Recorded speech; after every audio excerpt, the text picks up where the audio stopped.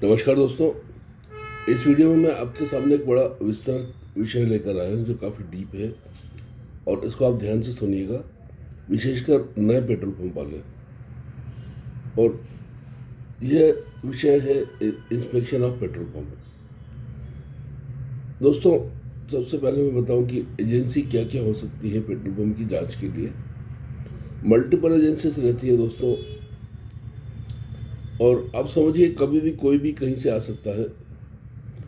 और अब यह चोर सिपाही वाला गेम नहीं रह गया, ये कंप्लायंस वाला गेम रह गया है। अब ये है कि आप कितने बेहतर तरीके से चलाते हैं पेट्रोल पंप, इस बात पर निर्भर करता है कि आप जांच को किस तरीके से फेस कर पाएंगे। तो मैं आपको एजेंसीज का बता देता हूँ कि एजेंसीज क्या क्या रहती हैं इसकी। सर्वप्रथम तो आपके सेल्स ऑफिसर रहते हैं, फील्ड ऑफिसर, जो नियमित इंस्पेक्शन करते हैं और रिपोर्ट बनाते हैं। वो पूरे ऑयल कंपनी में एक आधार बनती है। फिर डिविजनल ऑफिसर आते हैं जो सेल्स ऑफिसर से ऊपर रहते हैं। फिर स्टेट ऑफिस से भी कभी कभी आते हैं सीनियर लेवल के ऑफिसर। फिर कभी कभी साल में एक आध बार दूसरे स्टेट ऑफिस से या दूसरे डिविजनल ऑफिस से एक दूसरे एरिया में लोग जाते हैं, अनजान रहते हैं, और वे जांच करते हैं। रैंडम इंस्पेक्शन रहता है वो। और फिर दोस्तों एक नेशनल लेवल पर होता है QRC, जो क्वालिटी टीम आती है। ये पूरा MDG के हिसाब से देखते हैं ये लोग, और QRC बारीकी से देखती है। इसके अलावा दोस्तों एक विजिलेंस की जांच होती है। ये किसी पर्टिकुलर शिकायत पर आते हैं। फिर नापतोल विभाग की जांच होती है, जो लोकल भी होती है, क्षेत्र बदल कर भी होती है, और मुख्यालय द्वारा निर्देशित किसी दूसरे एरिया से भी लोग आ सकते हैं, या जिला प्रशासन के निर्देशानुसार भी होती है। खाद्य विभाग की जांच होती है। दोस्तों, खाद्य लाइसेंस कई जगह समाप्त हो गया है, लेकिन एसेंशियल कमोडिटी एक्ट है, तो उन्हें पूरा अधिकार है, वे कभी भी जांच कर सकते हैं। इसके अलावा दोस्तों PF department, provident fund, ESI department, state का लेबर डिपार्टमेंट, ये जांच कर सकते हैं। कस्टमर जागरूक होते हैं, वे भी अपने अपने एंगल से जांच करते हैं। और last but not the least, कभी कभी आप स्वयं को भी एक जांचकर्ता एजेंसी बनकर स्वयं का पेट्रोल पंप जांचना चाहिए, ताकि आपको पता चले कि आप कहाँ खड़े हैं। तो दोस्तों, यह तो हो गई एजेंसीज की बात। अब जांच में क्या क्या बिंदु रहते हैं जो आप तैयार रखेंगे, और अगर पहले से एक चेक लिस्ट बनाकर रखें तो बड़ी सहूलियत रहेगी। और महीने में एक बार उस चेक लिस्ट को जरूर अपडेट करें। चाहे तो छपवा लें, एक छोटा सा रजिस्टर बनवा लें, छपवा लें, हाथ से लिख लें कि ये बिंदु है। मुख्य 16 बिंदु निकल कर आए हैं, हो सकता है और भी एक दो बिंदु आए, तो आप ध्यान से इसको नोट करिए। मैं डिस्क्रिप्शन बॉक्स में भी डाल दूंगा। सबसे पहला बिंदु आता है वेट्स एंड मेजर्स, नाप। इसमें हर मशीन का साल में एक बार इंस्पेक्शन होकर उसका कैलिब्रेशन होना होता है, जिसमें सर्टिफिकेट रहता है, जिसको आप फाइल में लगाना रहता है।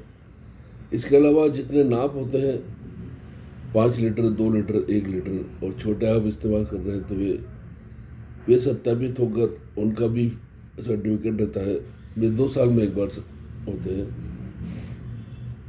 इसके अलावा दोस्तों सेफ्टी ऑडिट होते हैं, जो 2 तरह के होते हैं, एक फायर सेफ्टी और एक electrical audit and electrical safety. और इसके अलावा दोस्तों एक ड्रेसअप देखा जाता है। ड्रेसअप में लड़कों का पूरा ड्रेसिंग आ जाता है कि ड्रेस किस तरह से यूनिफॉर्म पहनी है, और पंप की साफ सफाई। एक महत्वपूर्ण बिंदु है, जो 5वां नंबर दे दिया मैंने इनको ताकि आपको सहूलियत रहे। 5वां बिंदु है टॉयलेट्स का।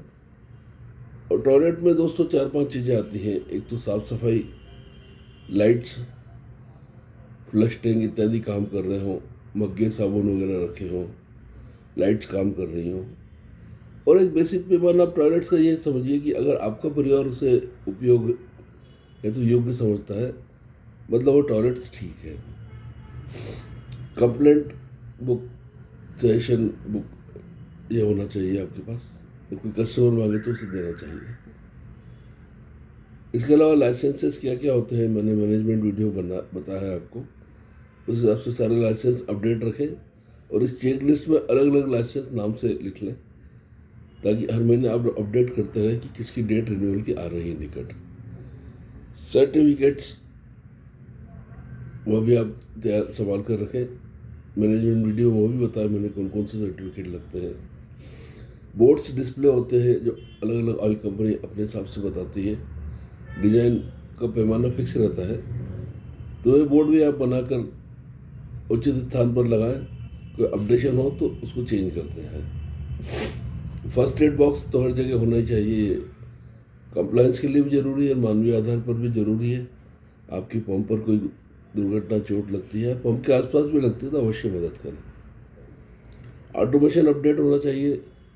ऑटोमेशन दोस्तों यूँ तो अपडेट रहता ही सबका, लेकिन इसमें एक चीज़ आप ध्यान रखिए कि कहीं ऐसा ना हो कि भूलवश बिना ऑटोमेशन के मशीनें चल जाएं।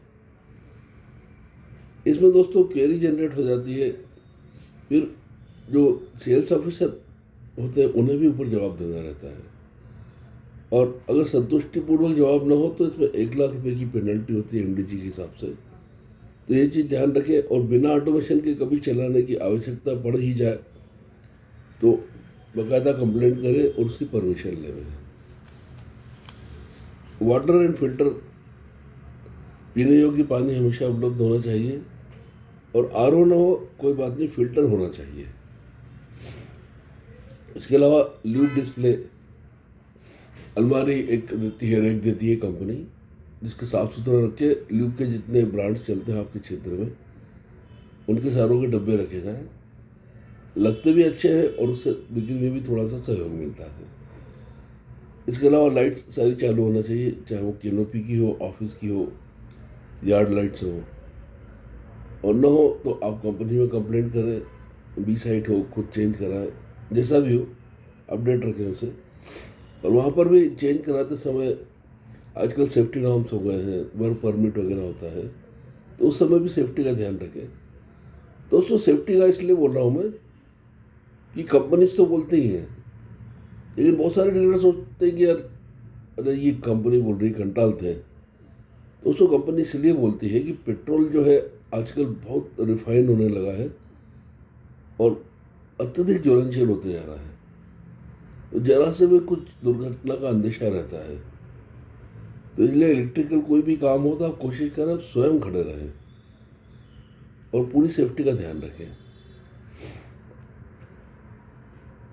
इसके अलावा दोस्तों लेबर से रिलेटेड रिकॉर्ड्स रहते हैं, चाहे वो स्टेट लेबर हो, पीएफ हो, ईएसआई हो, ये हर महीना अपडेट करते रहें, भरा है नहीं भरा है जैसा भी है।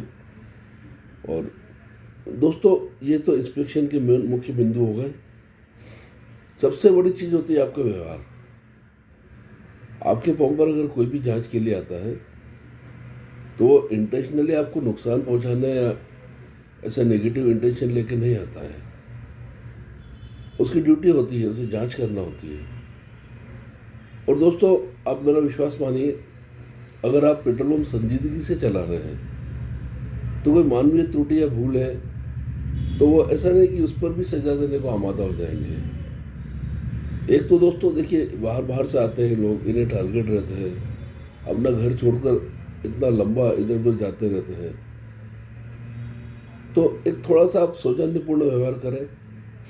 और एक और चीज़, इसको बड़ा पॉजिटिव ले लें, क्योंकि दोस्तों ऑफिसर्स होते हैं, इन्होंने तमाम पेट्रोल पंप देखे होते हैं, तमाम पेट्रोल पंप डीलर देखे होते हैं, तो इनके अनुभव का लाभ लें। उस समय